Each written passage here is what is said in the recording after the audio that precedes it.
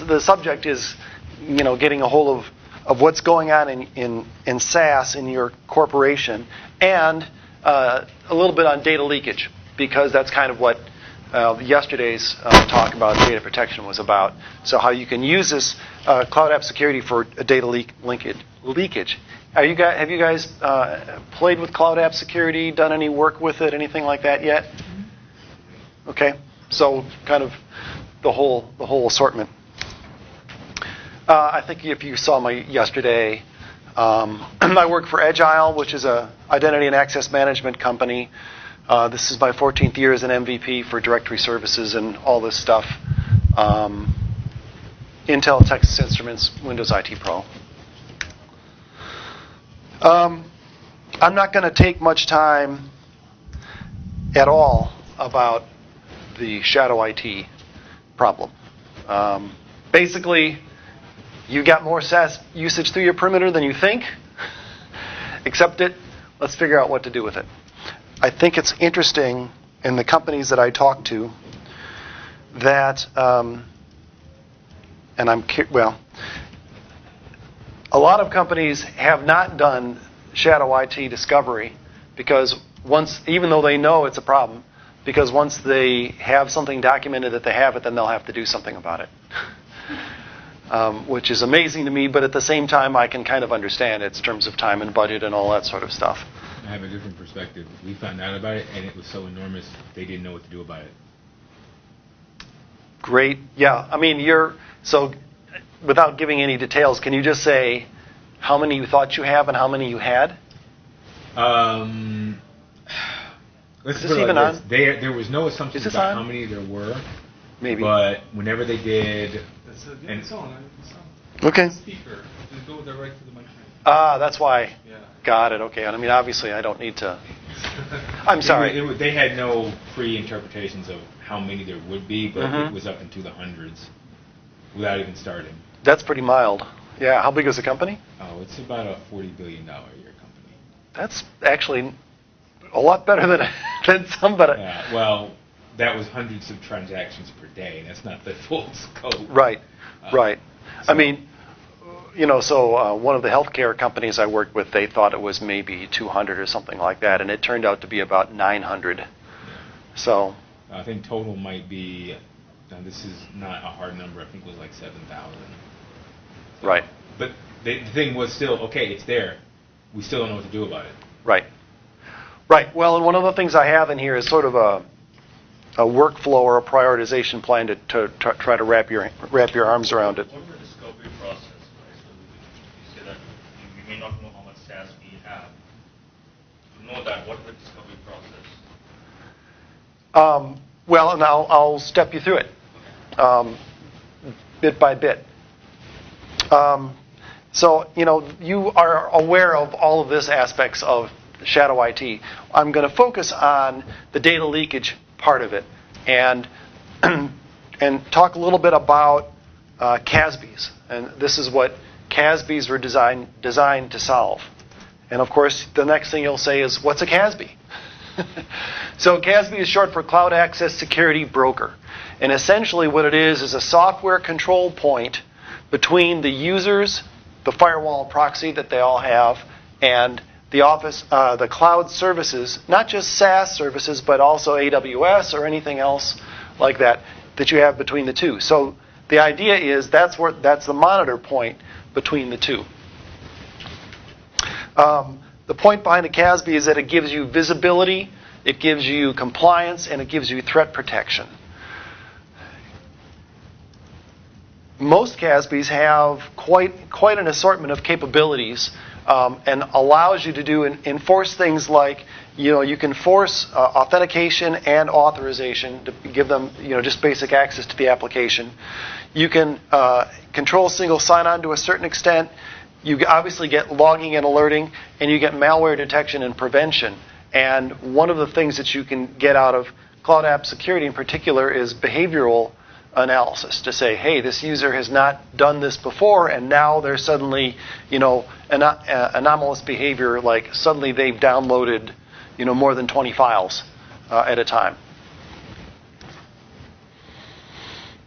CASBs are important because, as we well know, you can't rely just on the cloud vendors for security. Now, in the case of Cloud App Security, which tends to be abbreviated as MCAS, Microsoft Cloud App Security. And if you see MCAS on there and I start saying MCAS, that's what I'm talking about.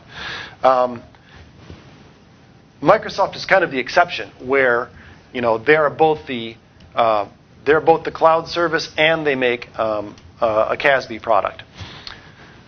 There are a lot of this is data from Gartner. So by 2018, 51% of enterprise spend will be on cloud apps. So this boom is not slowing down, and the average company now uses approximately 900 cloud services.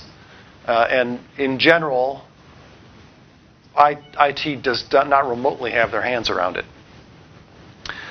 But 2.5 years, 85% of large enterprises will use a CASB. And this information is a little bit old. I think that's a 2006 number of fewer than 5%.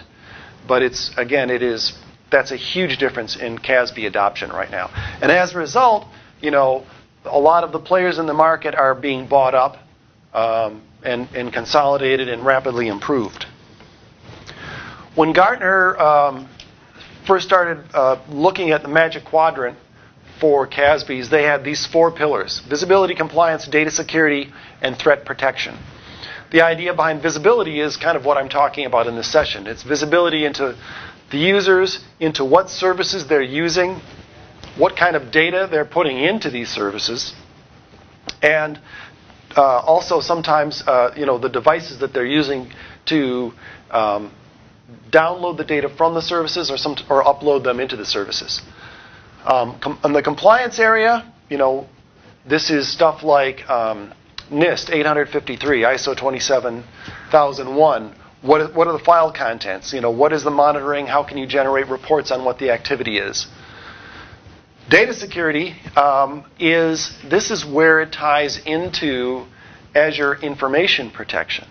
So it adds an additional layer of protection, including encryption. So one of the things that is new for Cloud App Security is that it understands Azure information protection labels now. So if you have, like I was demoing yesterday, if you have a user that creates a document and they label it HR confidential, and it has protections applied to it, and they put it up in Office 365, they put it up into SharePoint Online, or they put it into some other app that's monitored by Cloud App Security, that label of HR confidential will be honored, and control can be applied to it to keep it from going places. And threat protection I just talked about. Analyzes traffic patterns, identify compromised accounts, and malicious usage. So this is anomalous behavior, and this is also where the product ties into Azure Identity Protection.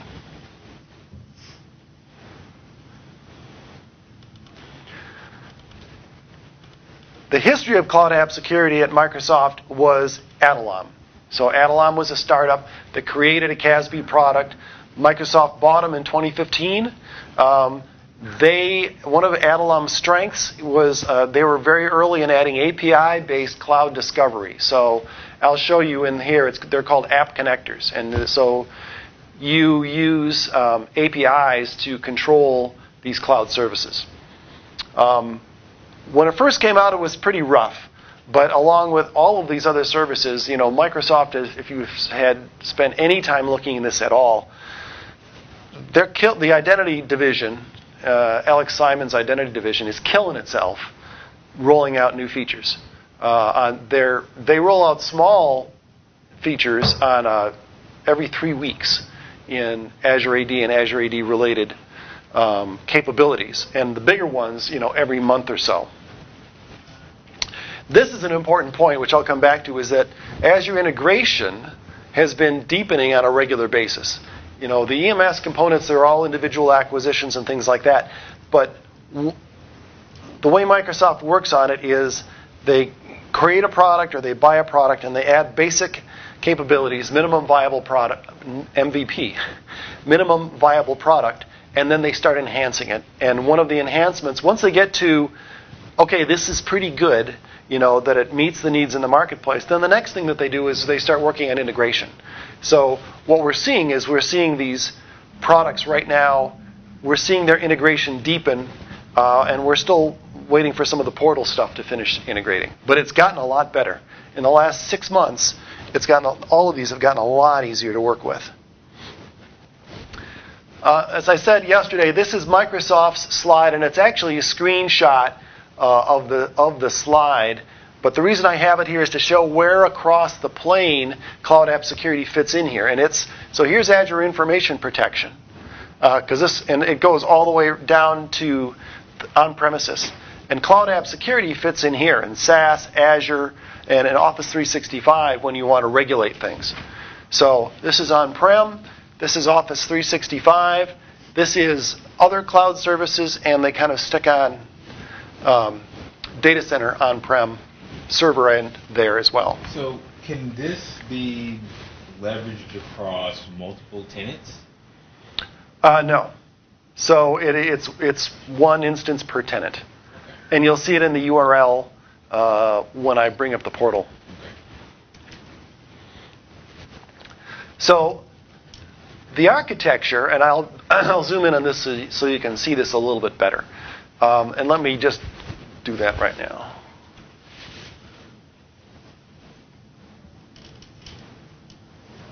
So the way to look at the architecture for Cloud App Security is, here's on-premises, here is the DMZ, here's the boundaries. You've got firewalls and you've got proxies. Here's Cloud App Security.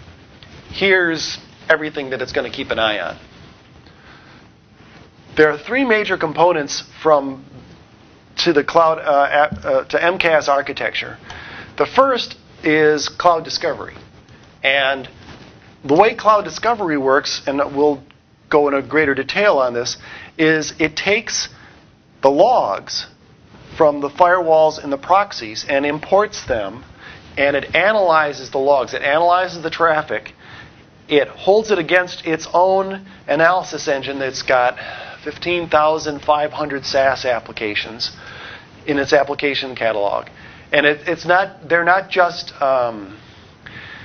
the name of the application. It's the risk rating. It's, does it follow what regulatory compliance does it have? Does it support SAML? Does it have password reset, et cetera, et cetera, et cetera.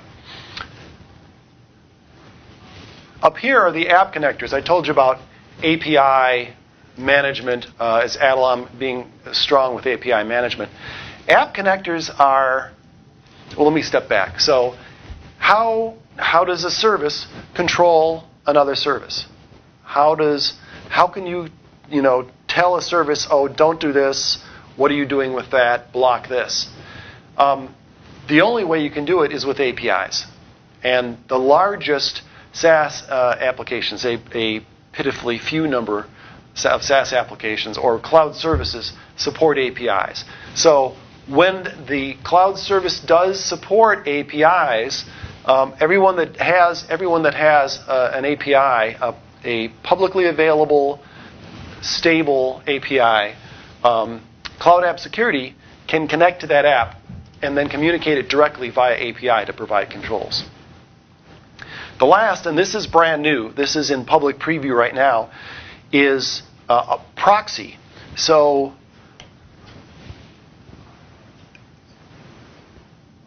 Cloud App Security has been added into conditional access.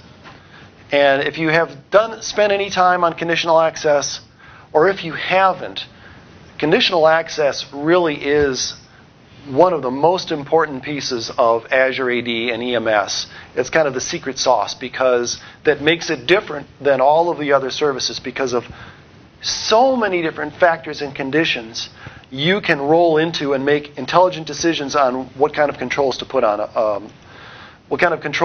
a session. So what has happened is they have added Cloud App Security in here now to say, and I have a full slide on it, but basically, if a certain criteria is met, like it's a high risk session, it will it will route the traffic through the proxy server and provide a layer of control as they're working, as the user is trying to access the cloud apps. And I'll explain it a little bit better as we get a little further along.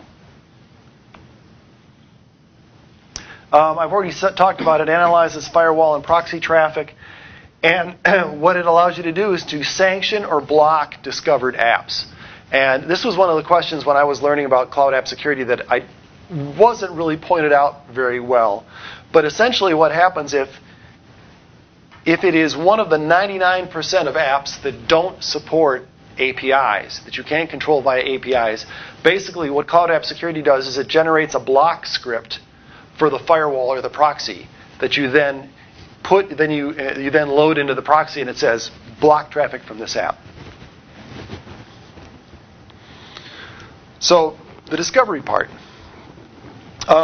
There are two ways that you can do discovery with cloud app security. The first, as I kind of alluded to in the architecture slide, is that you can upload the firewall and the proxy logs on a one-off kind of a basis. Basically, you say, you talk to your network guy or your security guy and say, I need, the proxy logs from the last week or from several different ones, and you upload them one by one, and cloud app security will chew on them over a course of time, and then it will say, it's what's called a snapshot. I have a one-off snapshot report based on the data that you gave me. Here is my analysis of what's going on. And that's the key for you guys that want to try this out and you want to have a good sense of what's really going on without spending a dime. This is the way to do it. The other way is with, it's called automatic collection. And what happens in automatic collection is you can deploy these log collector VMs. It's very easy to, you basically give it, in the Cloud App Security portal, you give it the parameters that you're interested in, and the IP address that it needs to have and all that, and it will configure this VM, download it, start it up, and connect it to your proxies, and it will collect them on a regular basis and upload it. So you don't have to do this one-off thing. It can be run on a regular basis. If you have multiple regions, you can, they recommend that you put one of these VMs per region or per location. Wherever you've got a proxy, you'll have something nearby to collect it. So as I was just saying, the recommendation is start cheap. So you can get a 90-day trial for Cloud App Security. But then what you need to do is you need to make sure that the admin that's going to be doing the eval, that they go into Office 365 Administration Center and add, or wherever you need to, and make sure that they have a license to test Cloud App Security. Then you get a snapshot. And I'll walk through this in the console. You upload the log. All of the leading products are supported as far as firewall and proxies. I think it supports 20 different tools. Analyze and create the snapshot. And even though it's a trial, you get the full analysis results. It's not like a lobotomized version of the product. This came out of a question from a session, which is this is out of band activity. In other words, this is not hitting the users right now as they are actively doing it. You're not stepping into your production activity out to the cloud. You're simply offloading them out of band and pulling it into Cloud App Security. The other nice thing, and this is important for a number of regulated industries, is you can choose to anonymize the PII in the reports. You can decrypt it when necessary, but you can have it by default being anonymized, so you can't have any personally identifiable information in it. By the way, in the discovery, is there any kind of way, aside of what we can take from firewalls and proxy, you also take some information that resides within AD, like what ATA uses or anything like that, and combine? Not yet. So let me say something about ATA. ATA is Advanced Threat Analytics, which is Advanced Active Directory Attack Protection. I was fortunate enough to spend in the spring with a very large athletic shoe company, helping them pilot that, which was fun. But the challenge with, and actually one of my friends who's the identity architect for Intel was telling me about their stories. One of the challenges with cloud apps with ATA is that it has collectors and it has a database server. And if you have a big environment, that takes a big honking server. So, and I'm getting to my point here. Probably a cluster. Well, it's actually not. Well, but my point is, they have taken ATA and they've taken the most difficult part, which is that center server, and they're turning it into a service. So now the collectors will be able to go into a service so the customer doesn't have to worry about it. So they're increasing integration for ATA. That's the Azure ATP? Yes. They renamed it, confusingly, to Azure Advanced Threat Protection, which is an entirely different product from Windows Advanced Threat Protection. Has almost nothing to do with it, other than the fact that it's in security. So what they know very well is they want to have the data that Microsoft collects, and you've probably heard about it. It's called the Intelligent Security Graph, the 10 terabytes of security data that Microsoft collects on a daily basis that they use for identity protection. And what they want to do is they want to tie that into ATA. I mean, instead of having a static database of threats, they want to be able to have a dynamic database of threats. And then the next thing is to have what ATA is finding and tie that into cloud app security. So that was a very long-winded way of saying, I'm sure it's going to happen, but it's not there yet. I mean, I put my analyst hat on because I was a technology journalist for years, and I believe in 5 years this product is going to be really slick and really integrated and do amazing things. It's just not there yet. This is a super important point, and which is why obviously I have it highlighted. Cloud App Security will not include apps it does not recognize in its dashboard. What that means is if you do a log analysis and collection and your company, your users are using something outside of the 15,500 apps that Cloud App Security monitors, the service will not say, this is traffic from an unknown service, here's a little bit of information about it. It'll drop it. It won't tell you that it's even there, which to me is unacceptable. And I've talked to the product team about it. And so let me ask your opinion. What do you think about that? Do you think and I'm trying to make this as unbiased as possible now that I've biased it, if you wanted to do an analysis, and this is it's a huge database, and your users were using something outside of the scope of that catalog, would you want to see it and just know that there's stuff there that I don't recognize, or would you be comfortable with it dropping it? I guess it depends on the percentage. I mean, if you say 70% of that traffic is those unrecognized traffic, and they just drop it and just leave us with those 30%.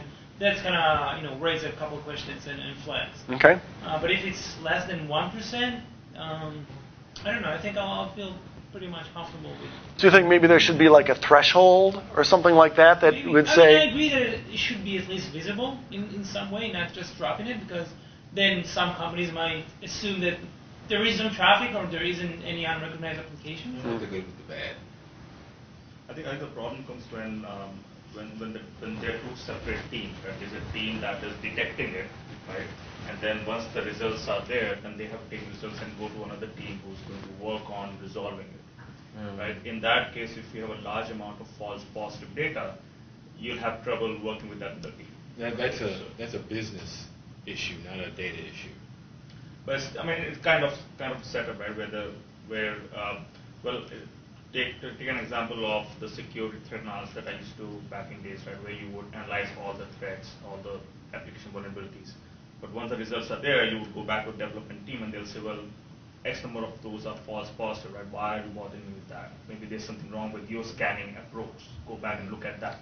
Yeah. So that kind of confidence takes hit when you take the result with a large amount of false positive in the data. So what would you consider to be a false positive in this scenario? Well, we do not know, right? Because there's a large amount of unrecognized data. So if the data says, okay, these many of your application or transactions are cloud services, right? You need to take a look at that. But these many are maybe or maybe not, right? I'm not sure. Then that is something that you will, then someone will have to go and confirm that data.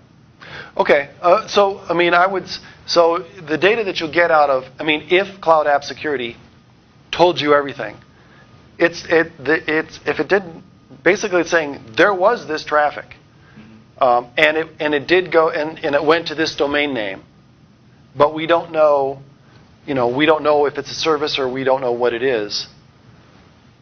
That's an interesting question, So it could be traffic that is not to, well, what else is it going to be, right? Yeah. If it's so, someone will have to go and complete that analysis, right? If the product is not doing it, then someone in the company will have to do it. So the question is, when this comes out, would you want to know it? Would you want to know that there was this unknown, or would you be comfortable? Obviously, knowing not being aware of it. Obviously, knowing is better, but knowing with some kind of a supporting data, maybe like a probability analysis or risk analysis, some kind of a score which helps the team prioritize what they have to analyze. Well, and that's what the app catalog is for. So by definition, it's falling out of that, and all it can tell you is X, or maybe inline Google it or something like that. But anyway, it's an interesting question, and I kind of hammered the PM about it, and she clearly just did not get it. She didn't understand why this was a big deal. I want to see the data. Or Yeah. at least have a way to filter it out when I'm looking at the data. Yeah. She's a PM. Well, but their job is to understand, and some of it are better than others at it. Yes, and I've had both. Yes. I've had Yep. very aware, very enthralled PMs. Right. And others that do not know. So we'll see what comes out of that. But I think so. What we did a workaround of it. What we did, because we encountered this when working for a healthcare company, setting MCAS up for a healthcare company. So what we did was we took the actual collection log VMs, and the full data is in those log VMs.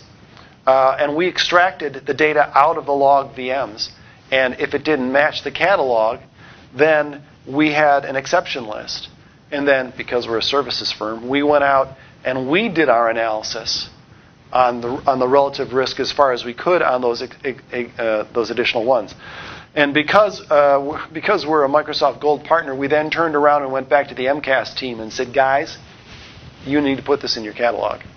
So hopefully that's continuing, and hopefully it gets better and better. But in specialized areas, healthcare, legal, things like that, there's a good possibility there could be gaps here. Is there another way for, let's say, an app was added later on to the catalog? Is there any way for Microsoft to re-examine those logs again and say, hey, we just added this new app, and we've seen that based on past logs, this app might fit your criteria. Here is right. What I would say, what happens is once it's because it's a service, obviously when they add stuff to their catalog, the next time that the log collector uploads a log, it will then recognize it, and then it'll start materializing. So theoretically, what could happen is they'll start. Here's another aspect of not having this is if you're monitoring the console, all of a sudden you'll see, oh my God, we've got 60 users that are using this out of nowhere. How did they go from no usage to this to 60 users, and a gigabyte a week or something like that? It was there all along. It just didn't surface it. The other option, and a lot of companies do this right now at least, is they use multiple CASBs. They'll use Sky High in addition to Cloud App Security or other ones that specialize and that may have more, some, I think it's Sky High, has a particularly large catalog. So they'll have more than one. So talking about recommendations for discovery. Step one, when it discovers the apps, prioritize the risk profile, and it'll do this for you. It will help you show the risk profile right away, and it's quite customizable in the risk assessment process. It has a default rating, And you can weigh how much different aspects are important to you. So you can juggle the rating in different ways. And of course, it's got reports that you can generate reports in 9 ways to Sunday to see what your usage is. So if you're a data geek, this is great. Then you've got to go to the users and see and ask, because you'll see the list of users that are using it, and it would be a pretty simple match, both the users and the groups. And if you can tell from the groups, it's a pretty simple process to understand what department is using this high-risk app, and sit down and say, hey, what are you using it for? What can we do to make this, for you to be able to use a lower-risk app, or is there a way to make the app safer when you interact with it? Because after all, the reason that they're not there to piss off IT. They're there because they're trying to get their job done, and they found this to get their job done. Negotiate a move to a lower risk app. And sometimes it requires a threat of non-compliance penalties. So if you're working for a healthcare company and you say, look, putting PII data on this app is a HIPAA violation and it would cost us millions of dollars, and oh, by the way, your job. And then, finally, block the app. And I'll show you how you do that in CAS. And I alluded to this a little bit earlier, and in case you can't quite tell, this is herding cats. Access control to cloud services is difficult. You have coarse-grained authorization, which is simply allow it or block it through the firewall. And for those apps that support the API access, you have a little more fine-grained authorization and policies. You can actually do a lot with them. But 99% of them don't do it. So of all the SaaS applications that are out there, like I said, MCAS supports 15,500 apps, and that's a little low compared to some others. Only 10 to 12 apps support APIs. Those are the big ones. And these are what they are. So obviously Office 365, Box, Okta, Google G Suite, ServiceNow, Salesforce, Dropbox, and Amazon. The very biggest.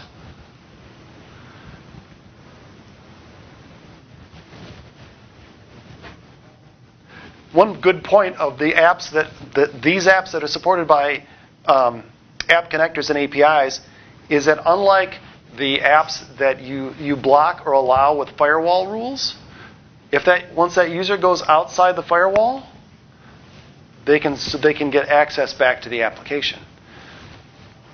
With these apps and the app connectors, you can put your controls wherever they are. Because what you're doing is you're going into the target service itself and applying controls of what can happen. So it doesn't matter whether the user's on premises or off. Right, so let's kind of walk through this dashboard.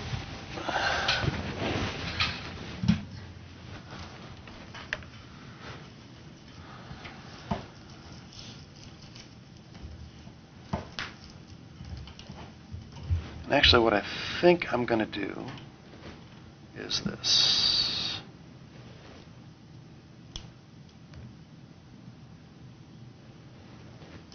There we go.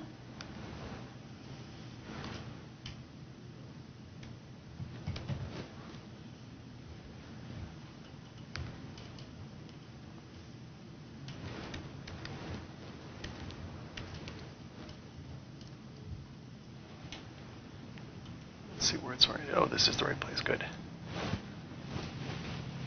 Alrighty. So,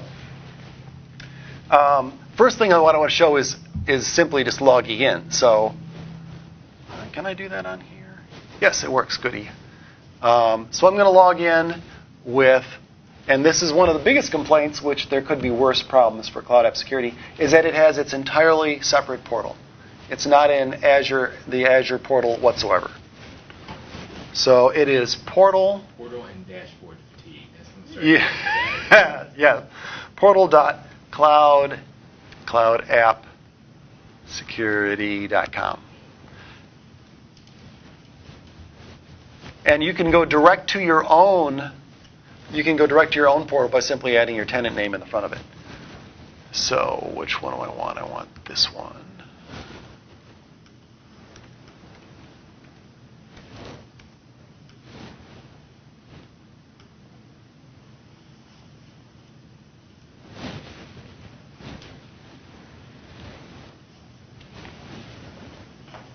Where did you go?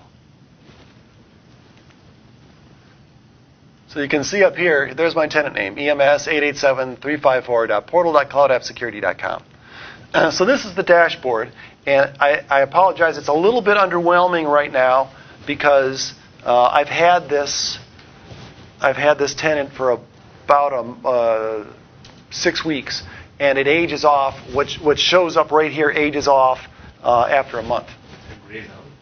Well, yeah. I mean, so it's showing, that there's no alerts by severity or by alert type. So yeah, it grays them out, and there are no open alerts to show. But there is plenty under the covers here. This is just the high level dashboard of the most recent activity. When graying is the sign of aging. Yeah. I can vouch for that. So when you first see this, what you have is an overview of, you've got stuff here that there are multiple ways you can attack this. What I tend to do is work my way off the top. And the first thing they've added here to make life a little bit easier is, I got to figure out how to move that over. Maybe I do it this way. Yeah, I guess not. All right, I'm just going to have to wave my hands. Is get started. So here's where you can do your first dashboard upload. Here's where you connect apps into Cloud App Security. Here's where you create policies to control those apps. And right here is, and we're seeing this more and more in Microsoft documentation, bang, this is the home page for all of the Microsoft Cloud App Security doc. So you don't have to hunt around in docs.microsoft.com or whatever. It's right there for you.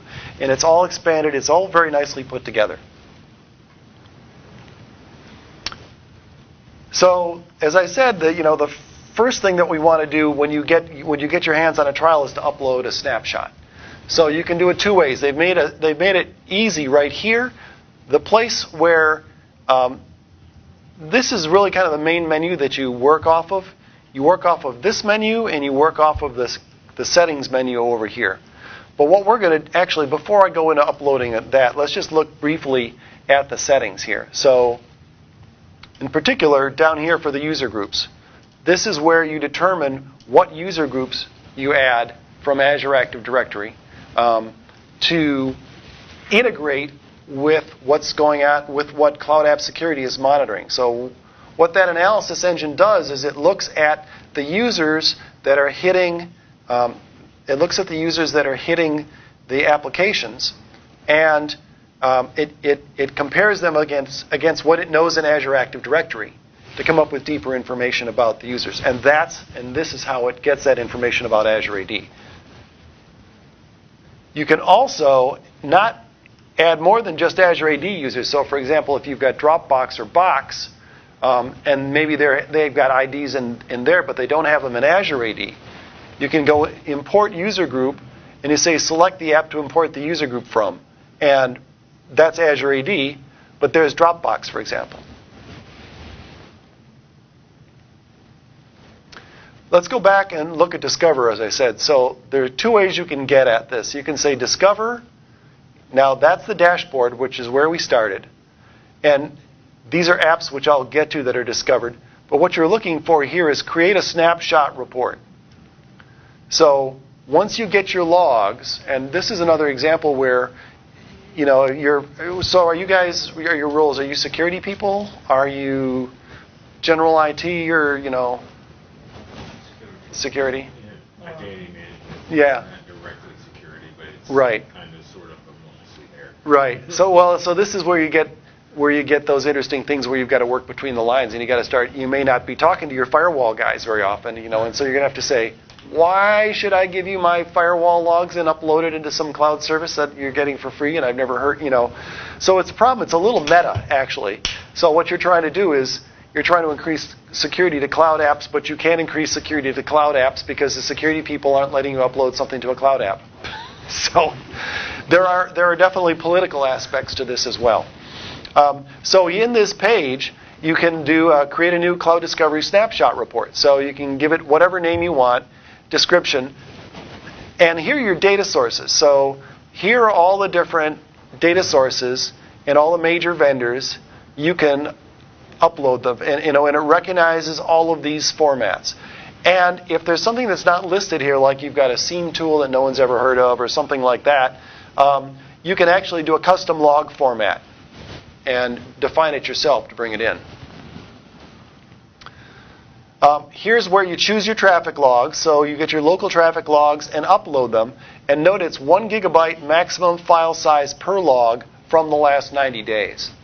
So it's possible, you may have to have the logs reformatted, or maybe you have to have them tailored a little bit. And this takes time. When you upload them, it takes time as it chews through it. I mean, it's a service, but it takes, anywhere from a couple hours to like a day if you upload a lot of data into it. But Can we upload a gig at a time? Well, you can upload more than 1 gig, but the files have to be a gig in size. So you can go upload, and it will manage all of them. And of course, this is what the cloud world is like. Some magic is happening underneath. We have no idea. It could be a lady with a thing going like this, as far as we know. And this is an example of what a sample report looks like when it comes up. So you can see, the different IP addresses that are being gone to, how many apps it's discovered, how many users are using their apps, how much traffic was generated in those logs, all sorts of great information in a quick snapshot.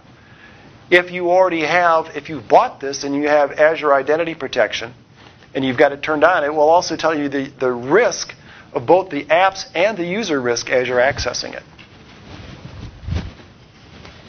So this risk scoring is also based on the catalog that comes with the product?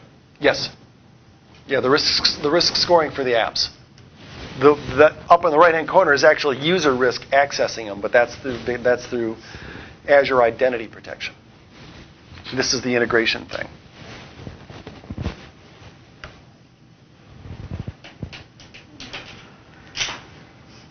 So that's how you upload logs, and then that will give you a snapshot, and that's it. That's the start of your data analysis. So once you've got that, let's go look at what the apps that are there. So let's go to Discovered Apps.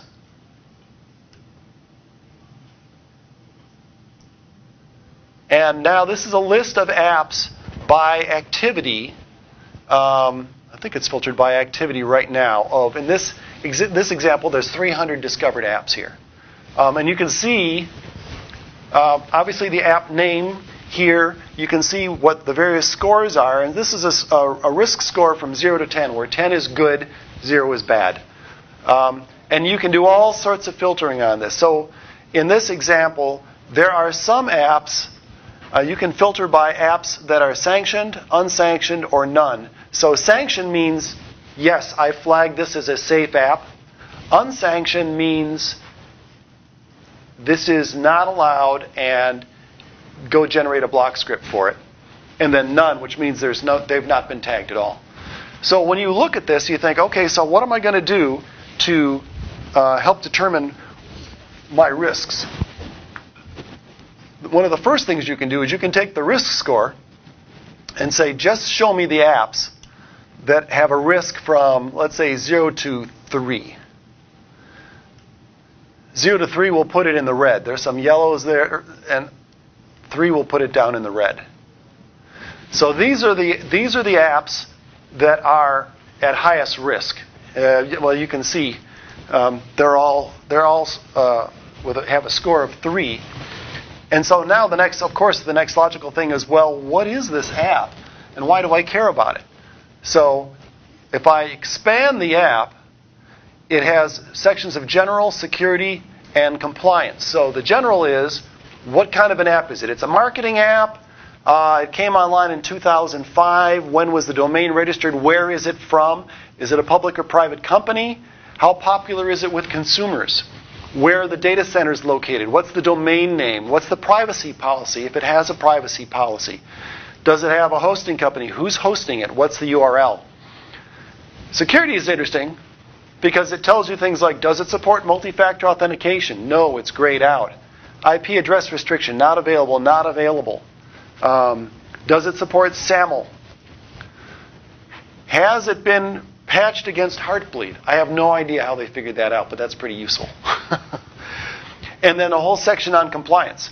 If you need, if you're in a healthcare, is it HIPAA compliant? So you can also choose up there to filter by compliance. Only show me the show me the risky SaaS apps and from a HIPAA compliance point of view.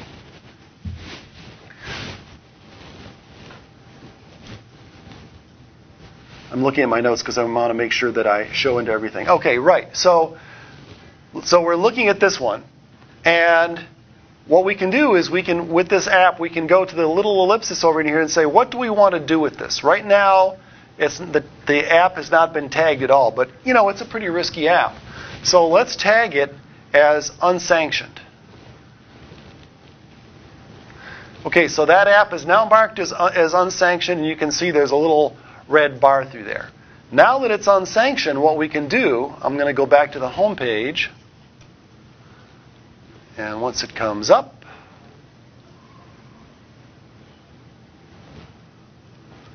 okay, where is the rest of my... I'm looking at the wrong place.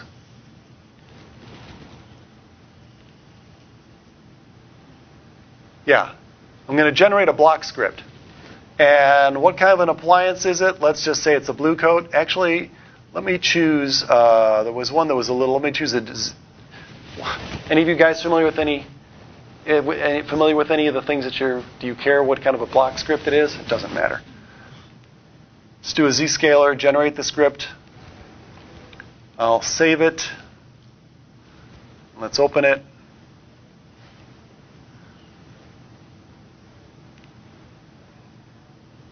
Oh, I opened it over here, that's why. This is really quite underwhelming. It just has a .cloudiq.com. But the point is, you don't have to worry about trying to figure out what the block script is for. Send it to your firewall guys. It'll be blocked after you talk to your customers about why they're using the app, of course. I'm running out of time, so let me show you a few things. So, alerts.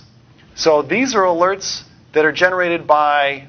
once you've investigated and you know what's out there, this is where you apply controls to them. You apply the controls with policies. And there are also templates, which makes it easier. So you don't have to invent these policies from scratch. You can use these templates to jumpstart your usage. So for example, let's look at publicly shared confidential files. So that's interesting, and that's pretty important. And it's a SharePoint thing. So I'm going to click on it to drill into it. And we have information on it. So this is a PowerPoint slide. This is a PowerPoint deck that's been shared by a particular person. It was shared on SharePoint Online, and it was shared with 5 collaborators. And, okay, so let's take a look at who the collaborators are. Well, these are green because it's internal. This is flagged because it's an external person and potentially a problem. But the real problem is that it was shared with a shared link, which is available public. Now, what generated that alert is the policy. So we know the policy was publicly shared confidential files. That's the policy. So let's go, and we might be able to do it right from here. No, not right from here. So let's go to controlled. Wow, that's distracting. This venue, in all my years of speaking, this venue wins the prize for most distracting for speakers as you're watching this go by outside here. So policies, and the policy is, where did I say I was? Publicly shared confidential files. This is what's matching the policy. What I want to do is look at the policy, Sean. Let's go back. And the policy is right here, is the control, the little gears thing. So this allows you to build a policy. It's very easy to build this policy. And this particular policy has got stuff like, here's the filter that you created. It's very easy.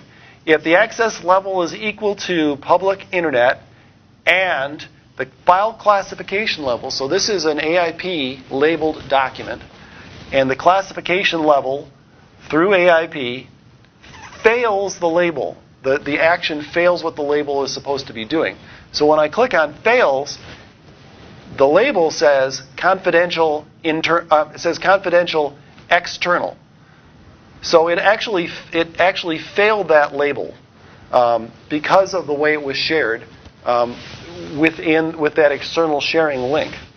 So when that happens, what do? You apply it to all the files. You apply it to all the file owners. If you want to, you can even do content inspection inside it. Create an alert, send an alert to an email, and that's pretty much all that happens. But you can do more governance on it. You can go in here and you can send a digest to the file owner saying, hey, want to let you know that this is in violation and this is where you violated it.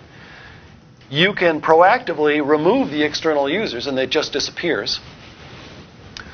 Or you can put it in user in quarantine, so the user will get a message saying, hey, this violates policy. It did not get sent. It's actually been put in quarantine. If you want to send it, then you have to approve it, and then, obviously that's logged. And then new is you can put in an admin quarantine, so they can't get access to it. And then an administrator can view it. So a lot of power to this. And briefly, the policies, and by the way, let me just show this real quickly. Policy templates, if you wanted to create a new policy, I'm going to create an anomalous activity, an anomaly detection policy. So I don't have to figure this out from scratch. I'm going to use a policy template called General Anomaly Detection that they have available for you. And it already fills out most of what you need. You can just adjust it. I did not talk about connected apps, but this is just a short examination of the apps that are connected here. It's very simple to connect the apps back and forth. I'm pretty much out of time. Those are the 10 apps that you mentioned. Yeah, the 10 to 12 apps. It all depends on whether you count one is it or count as a suite. I would definitely recommend it on the Google G Suite stuff. Personally, I find it very untrustworthy. And mainly I'm saying that is because there's a Google PM sitting behind you. So back to my 30 seconds left before she gives me the hook. No, you got a little bit. Plus, we're going into a coffee break. So. Going into a coffee break. Okay, so let me go back to this. I just talked about policies to give you insight into control in apps. The built-in templates, which you just saw, it makes it real easy to build. This is a real easy product to work with, which means you have to be careful because it's real easy to shoot yourself in the foot. And the alerts triggered by the policies. Just did that. You're going to see information about Office 365 Cloud App Security. Used to be called Office 365 Advanced Security Management. Now, to further confuse things, they called it Office 365 Cloud App Security versus Cloud App Security. The difference is, in a nutshell, Office 365 Cloud App Security is focused on Office, and that's it. So 750 Office 365 Office-like apps, it will give you some information about it. But it's very narrowly scoped. It's only a manual log upload, so that takes time. It has the anomaly detection and the behavioral analytics only applies to Office 365 apps, not beyond it. And the data loss protection engine is the one that's built into Office. Cloud App Security but if you have Office 365, that's paid for. So does that require any premium or anything? Not that I'm aware of. I believe don't quote me on this because I've just been reading about some of the aspects of it. I haven't really used it. I believe, just like the data loss prevention engine and some things like that. You know what? I think it may be is it the P2 or E5 of Office 365? It may require that. And Cloud App Security, as I said, 15,000 apps. Pretty much everything we talked about. It does anomaly detection across all of its apps. It does data sharing controls. It's got the risk assessment, policy setting enforcement. It's integrated with Azure Information Protection. And it's also integrated with third-party data loss protection solutions that have already been out there and a lot of companies use. What might those be, you say? I'll had it in the wrong order. I have them listed here somewhere. Oh, I had it there somewhere. Well, I know I've got it in here somewhere in the deck, but let me go back. And if you care, I can get that for you as well because I know I have it. What about it? Strengths versus its competitors. As I said, they often use several CASBs. MCAS's strength is that it has a deeper Office 365 integration than any competitor does. Competitors use public APIs to control Office 365, whereas it's Microsoft. They have lots of private APIs to work with it. As I said earlier, conditional access. Conditional access is a big deal.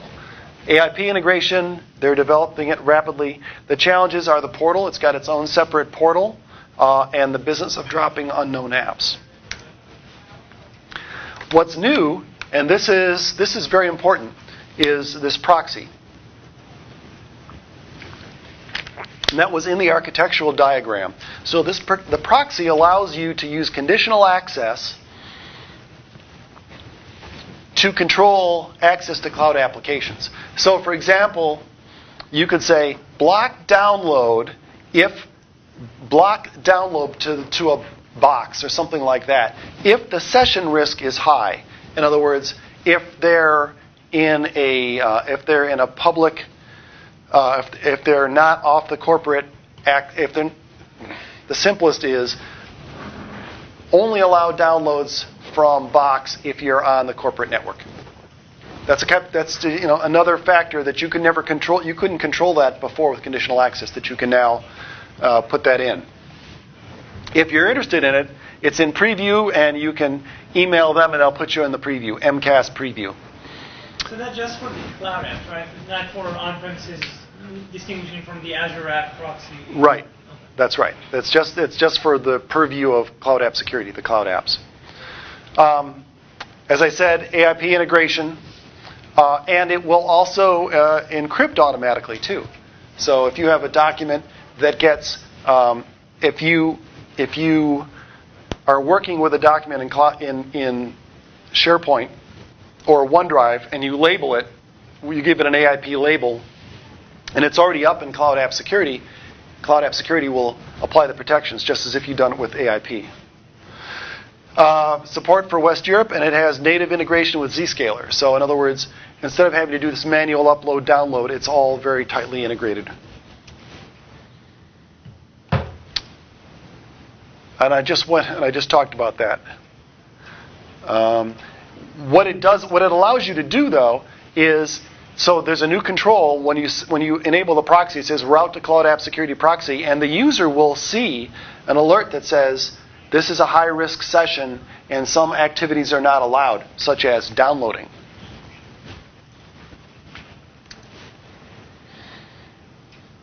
These are the things that you can do in this controlled session. Block document download, protect on download, restrict user sessions, and monitor low trust sessions. In other words, their actions are actually logged, and it will tell them your actions are being logged. A little scary. There's another tool that's been out there for a long time called Cloud App Discovery. So Cloud App Discovery was one of the first tools for Azure AD. It's been out there for years. It was agent-based, and it had a variety of people that wanted to use it. But they've just updated Cloud App Discovery, and that's available in EMS E3. Now it's powered by Cloud App Security, and it's agentless.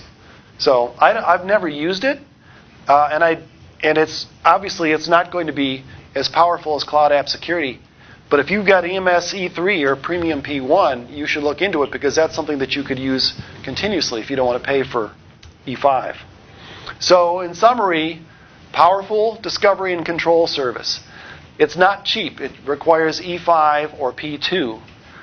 But if you really want security, and if you're and when you think about what comes with E5, not only do you get Cloud App Security, you get Azure Identity Protection, Azure Information Protection, and Privileged Access Management.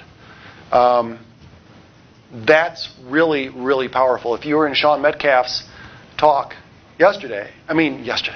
last hour, you can't even get through all the security that's available in this in an hour. You could spend an entire day just drilling into the capabilities in these tools. And as I said, you can get temporary visibility for free. Now you just have to convince your security people that they actually want to know what their SaaS usage is. And that's it. So a little bit over, not too bad. She's the hook still under the table. So, any questions is great. But I think, this is coffee break, so we're going to be going into the next one. So, thanks. Thank